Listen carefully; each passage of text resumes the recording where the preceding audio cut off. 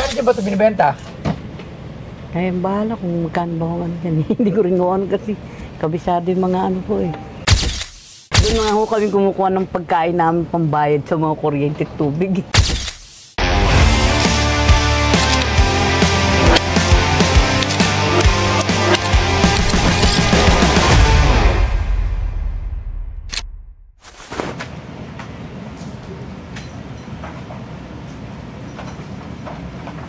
Magandang umaga po, Nay. Ano, ba't ka? Hindi ako, gano'n ako lang cellphone. Ka nagdadabog? Hindi ako kapag. Ano po yan? Ano ko sana po eh, kasi sayang naman po, hindi naitabi ko pa po, saka ito eh. Hindi ko nagagamit eh. Mga pesotas na ano. Oo, tagal na po sa akin yan eh. Tsaka sana po ito eh. Yung mga ganito, Hindi ginagawa. ginawang ano eh, no? Oo. Binigay lang din sa akin po yan ng lola ko eh. Okay.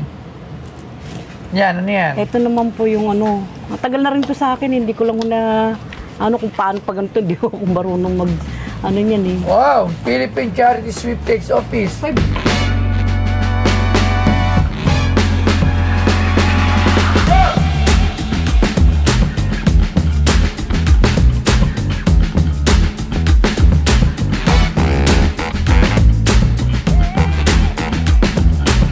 Ang PCSO Lotto ay isa sa mga pinakasikat na loterya sa Pilipinas na pinapatakbo ng Philippine Charity Sweepstakes Office, PCSO.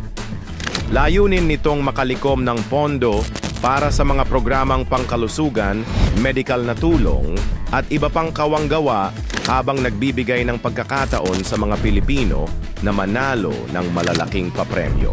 At ang binebenta sa Pinoy Pawn Star ay props na PCSO cheque.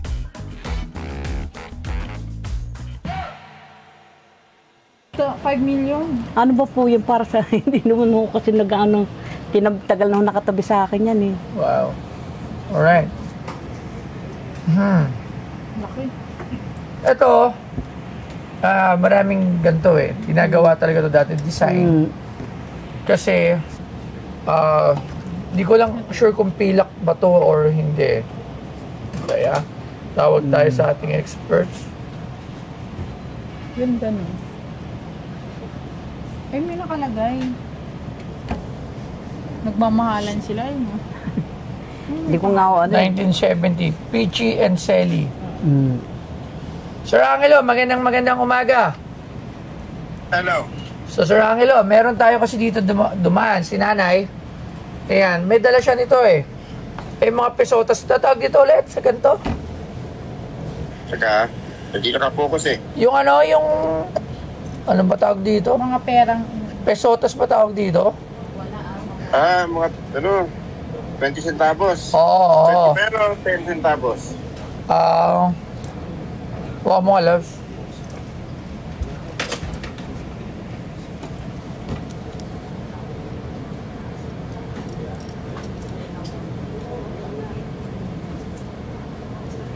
$20. 20 at 10. Ito 20, ito 10. May value ba to? Di ba marami tayo nito?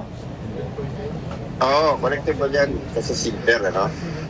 Silver value to. Oo. Ngayon, ang problema, ginawa ng alahas. Oo nga. Ano sa collectible?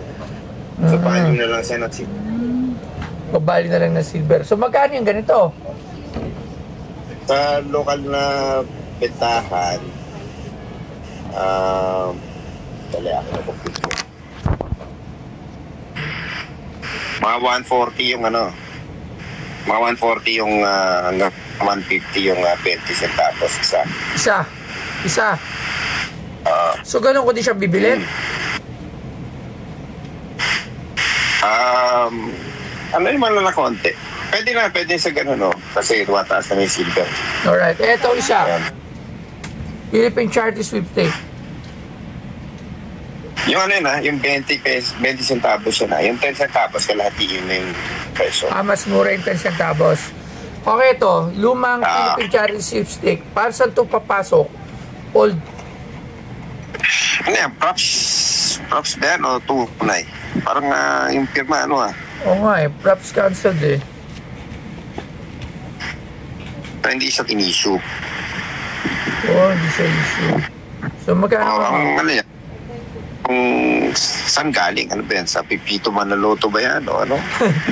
Pipito Manaloto. Sige. Ako na magpe-presyo dito. Okay na ako dito. Maraming salamat, Sir Angelo Bernardo. Ayan, thank you very much. Okay, ang sabi, ulit sa 20, mas mababa. Sa 10, 150 ang isa.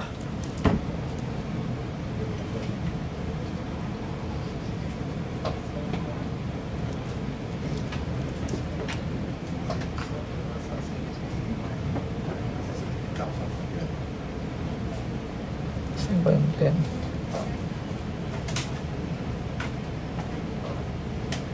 Ito. 150 isa. 1, 2, 3, 4, 5, 6, 7, 8, 9.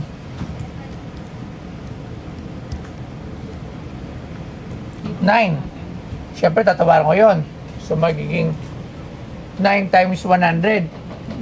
900. Tapos ito, magiging 70. 1, 2, 3, 4, 5, 6, 7, 8, 9, 10, 11, 12, 13. 70, 13. E di 1. Palagyan mo ng 2,000 yung dalawa. 2,000. Bahala na kayo, basta may pandagdag lang ako ng puhon sa Ito, lahat. tatanong natin to. Tatanong natin kung may makukuha tayong magandang kwento para dyan, ha. Hintay lang. Tawagin natin syempre sa PCSO.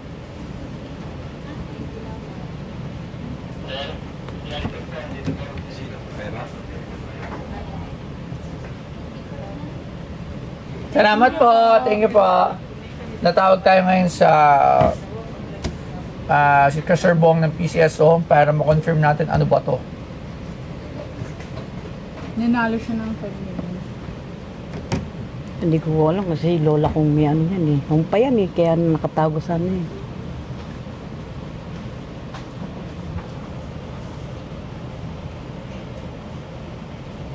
Okay, iba na lang.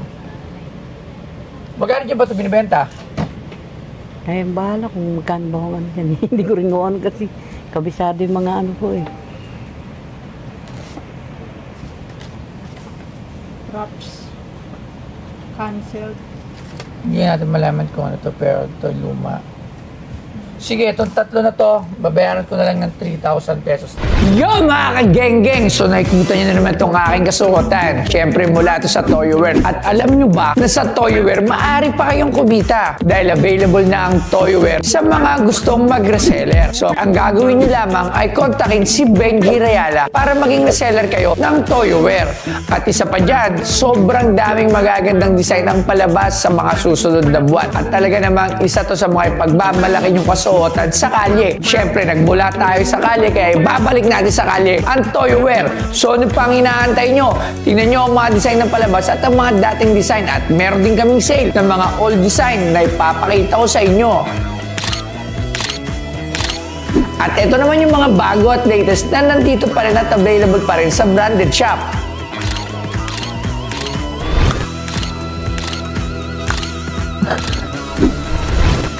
So ano pang inaantay nyo?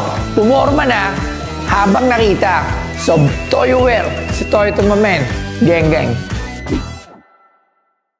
Lahat, okay ba yun sa inyo? Basta meron lang po akong pang ano sa puhunan ko sa tindahan. Ba't saan ka ba nagtitinda? Diyan po ako sa baba. Sa baba. Anong tinitindan sa baba? Yung mga ano, yung nagtitinda po ko ng mga pagkain po. Yung mga Katabi ulam? ng mami. Ulam.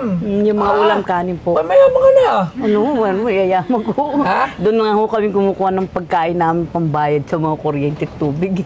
Kuryente tubig. Ito Tapos kasi, yung bahay.